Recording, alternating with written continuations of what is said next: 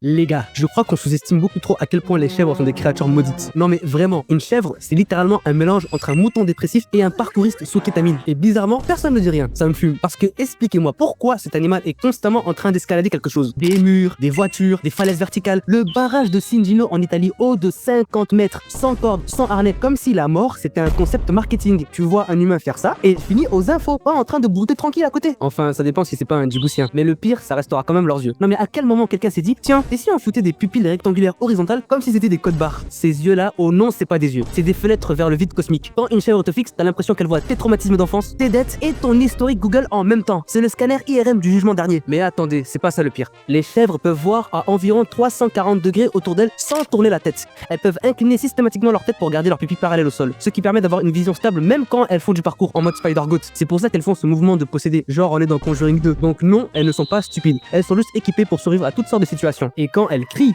on dirait un humain en train de se faire retirer son rein à la cuillère par un chirurgien stagiaire. Quel moment une chèvre ça peut lâcher son meilleur cri interdimensionnel Tahbou dans Dragon Ball. Bref, les chèvres, c'est des athlètes olympiques bipolaires avec des yeux du démon. Et nous on continue à faire la pub comme si c'était grave mignon. Frère, une chèvre domestique peut littéralement monter sur le toit de ta maison et grailler tout ce qui lui passe sous la langue. Que ce soit ton canapé, ton toit, même ta daronne. Et repartir tout en te jugeant bien fort. Et personne ne trouve ça chelou. Bref, si vous voulez que je parle plus d'animaux ou de chèvres en tout genre, abonnez-vous.